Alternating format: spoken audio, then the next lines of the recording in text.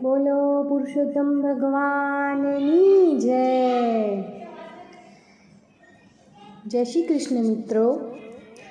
આજે આપણે પુરુષોત્તમ માસ નિમિત્તે કાંઠાગોરમાની કથા સાંભળીશું.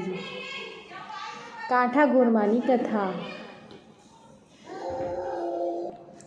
નદી કાંઠે એક રમણીય ગામ હતું.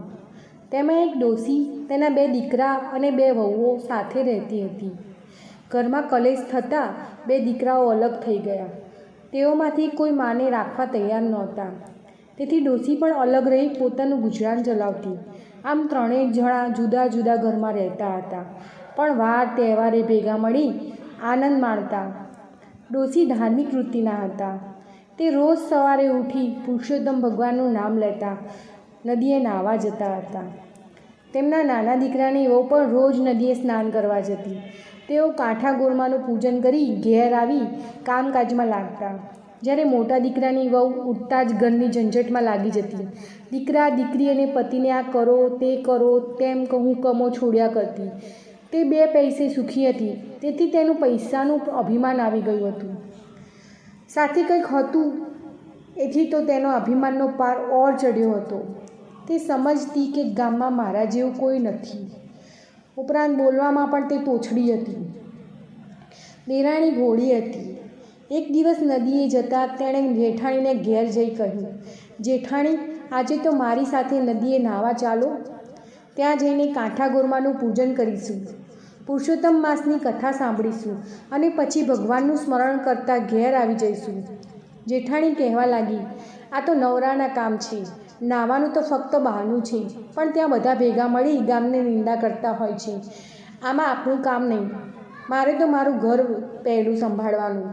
મારે ઘેર આવનારા ઘણા મારા પતિ દુકાનેથી આવે, છોકરાઓ નિશાળેથી આવે, પિયર ગયેલ વહુ આવે, સાસરે ગયેલી દીકરી આવે, સગા સંબંધીઓ આવે, સીમમાં ગયેલ ઢોર પણ આવે. આમાંથી હું આખો દિવસ નવરી પડું તો તમારી સાથે નાહવા આવું ને?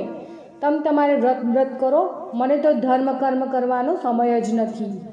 જેઠાણી લાંબી ચોળી વાત સાંભળી દેરાણીને દુઃખ થયું, છતાં તે કાંઈ બોલી નહીં. તે સાસુ પાસે ગઈ અને બધી વાત કરી. સાસુએ કહ્યું, જે કરે તે ભરે.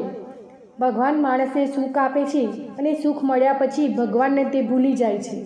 મોટી વહુ સમજે તો સારું, નહીં તો તેના ભાગ્ય પણ ફૂટેલા જ છે. કાંઠાગોરમાં રીઝે તો ધન ધાન્યનો પાર ન રહે અને ખીજે તો કોઈનાય નહીં. આમ દિવસો વીતી રહ્યા હતા.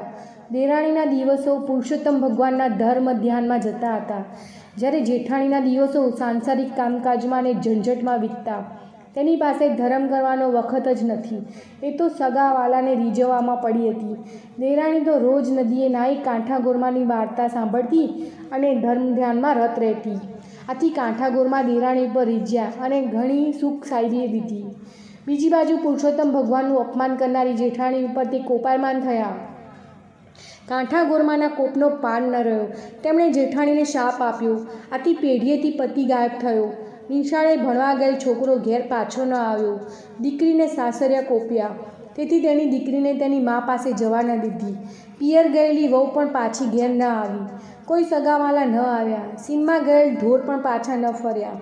આમ અણધારી બનવાથી જેઠાણી હેપતાઈ ગઈ. તેના શોકનો પાર ન રહ્યો. તેણે પોતાની ભૂલ સમજાવી. તે દેરાણી પાસે પહોંચી ગઈ અને પોતાની દુઃખની વાત તેણે દેરાણીને કરી.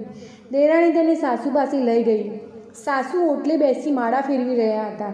ત્યાં તો જેઠાણી આવીને તેમના પગમાં પડી અને વાર્તાલાપ કરતાં કહેવા લાગી, માં, હું તો લૂંટાઈ ગઈ. મારો તો પતિ ગયો, મારો પુત્ર ગયો, ઢોર ઢાંખર ગયા, સવડા નાખું ત્યાં આવડા પડે છે.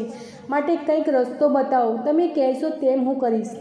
સાસુએ કહ્યું, મોટી વહુ, તે જાણે અજાણે પણ પુરુષોત્તમ ભગવાનનું અપમાન કર્યું છે. આથી કાંઠાગોરમાં તારા ઉપર કોપાયમાન થયા છે. તેથી તારા બધા કાર્યો અવળા થાય છે. આથી કરીને તું પુરુષોત્તમ માસનું સ્નાન કર, ધર્મ ધ્યાન કર, કાંઠાગોરમાનું પૂજન કરી એમને વિનવણી કર, ભૂલની ક્ષમા માંગ. હવે મારી એક વાત સાંભળ. ધર્મ થાય તો કરીએ, પણ ધર્મનો અનાદર કદી ન કરીએ. ત્યારે જેઠાણી રડતા રડતા બોલી, માં, હું સાવ આંધળી છું, અજ્ઞાન છું, ધર્મની વાત જાણતી નથી. અજાણતા અનાદર થયો છે. હું કોઈ દિવસ નદીએ કાંઠાગોરમાને પૂજવા ગઈ નથી. મારે ત્યાં જઈને શું કરવાનું? સાસુએ કહ્યું, એક થાળમાં પૂજનની બધી સામગ્રી લેવી, તેમાં શ્રીફળ, પુષ્પ, ચોખા, સોપારી, કંકુ, અબીલ, ગુલાલ, ધૂપ, અગરબત્તી મૂકી હાથમાં પૂજનનો થાળ લઈ ખભે ચૂંદડી નાખી ઢોલીને લઈ થોડી સ્ત્રીઓ સાથે વાતે ગાતે નદીએ જા. ત્યાં જઈ પુરુષોત્તમ ભગવાનનું નામ લઈ સ્નાન કરી કપડાં બદલીને પુરુષોત્તમ ભગવાનની પ્રાર્થના કરજે. પછી કાંઠા ગોરમાનું પૂજન કરી કાલાવાલા કરજે.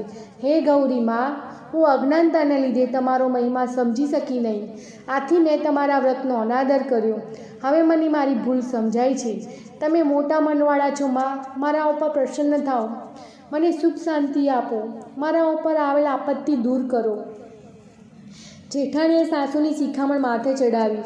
તે સાસુને પગે લાગી કાંઠા ગોરમાને પૂજવા જવાની તૈયારી કરવા લાગી.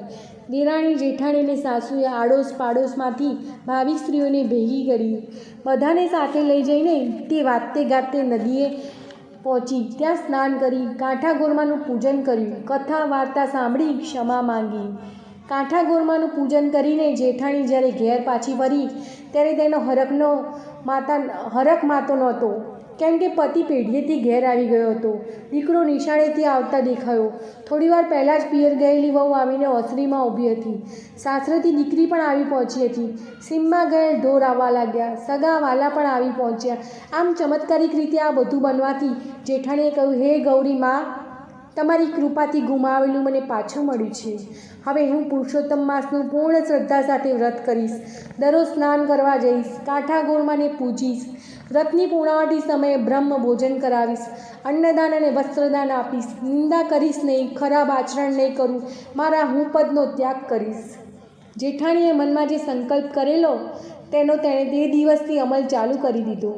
તે સવારે વહેલા ઉઠી દેરાણી અને સાસુ સાથે નદીએ સ્નાન કરવા ગઈ. તે કાંઠા ગોરમાનું પૂજન કરતી, કથા વાર્તા સાંભળતી. કાંઠા ગોરમાએ ત્રણને સદબુદ્ધિ આપી. દેરાણી જેઠાણી પોતાના પતિઓ સાથે ડોશીના અસલ ઘરમાં રહેવા જમી ગયા. ડોશીના બંને દીકરાઓ આથી આનંદ થયો. બધાના આવવાથી ડોશીનું સૂનું ઘર પાછું આનંદ કિલ્લોલ કરતું થઈ ગયું.